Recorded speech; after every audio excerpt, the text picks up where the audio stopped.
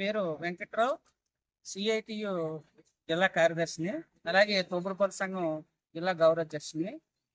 Central park దగ్గర night food court ఏదైతే ఉందో దాన్ని తొలగించి ఇప్పటికి 5 నెలలు దాటింది. 9వ నెలలో 2025 తొలగించారు.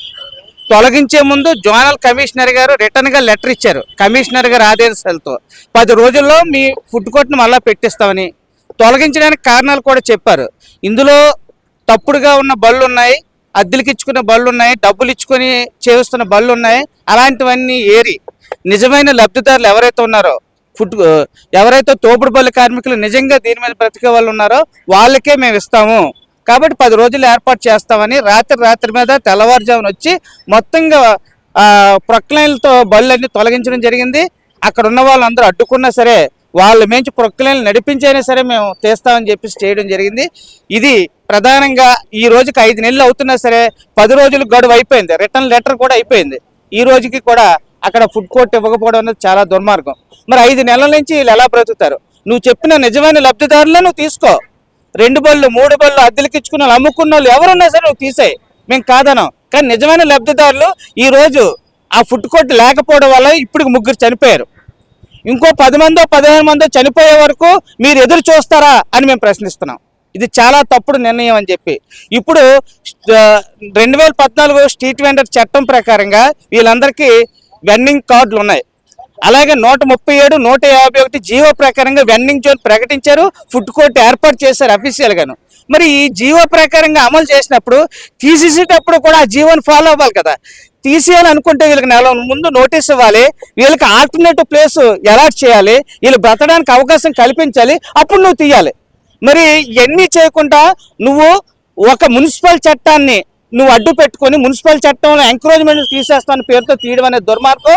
కానీ ఇది ఏదైతే స్ట్రీట్ వెండర్ చట్టంలో అలా ఎంకరేజ్మెంట్ తొలగిస్తామన్నది ఎక్కడ కూడా లేదు. అయినా అక్కడ ఏంటంటే ప్రజలకు ఇబ్బంది లేదు, అది ఒక కార్నర్లో ఉంది. ఎవరికి ఇబ్బంది లేని తొలగించడం అనేది మేము చాలా దుర్మార్గంగా ఖండిస్తున్నాం. ఇప్పటికే హైకోర్టుకి వెళ్ళాం. హైకోర్టు నుంచి ఈ మధ్యకాలంలో ఆర్డర్లు కూడా వస్తాయి. ఇప్పుడు కొత్తగా జీవీఎంసీ అధికారులు రాష్ట్ర ప్రభుత్వం చెప్తుంది ఏంటంటే 1005 జీవో ప్రకారంగా స్మార్ట్ ఫుడ్ కోర్ట్ ఏర్పాటు చేస్తామంటున్నారు. స్మార్ట్ ఫుడ్ కోర్ట్ ఏంటి? ఉన్న ఉపాధిని పడగొడిస్తావు, లేకుండా చేసావు, 3 చావుకు కారణం అయ్యావు. ఇప్పటివరకు ఫుడ్ కోర్ట్ ఇవ్వలేదు. ఇప్పుడు స్మార్ట్ ఫుడ్ కోర్ట్ పేరుతోటి సెంట్రల్ పార్క్ చుట్టూ పెడతానని చెప్తున్నావు. ఉన్న దగ్గరే దిక్కు లేదు, నువ్వు సెంట్రల్ పార్క్ చుట్టూ పెడతానని 6 కోట్లు బడ్జెట్తో నువ్వు రంగంలో దిగావు. 6 కోట్లలో రాష్ట్ర ప్రభుత్వం వాటా 2 కోట్లు ఇవ్వాలి. ఆల్రెడీ టెండర్లు పిలడం, రాష్ట్ర ప్రభుత్వం వాటా 2 కోట్లు రాలేదని ఆ టెండర్లు కూడా క్యాన్సిల్ అయిపోవడం జరిగింది.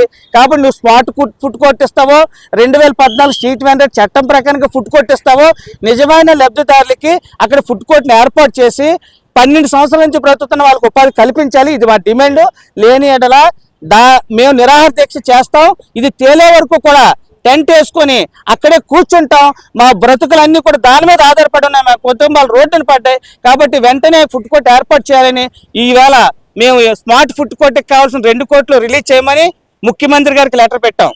అలాగే జీవీఎంసీ కమిషనర్ గారికి ఒక వినతి పత్రం ఇచ్చాం, కలెక్టర్ గారికి వినతి పత్రం ఇచ్చాం.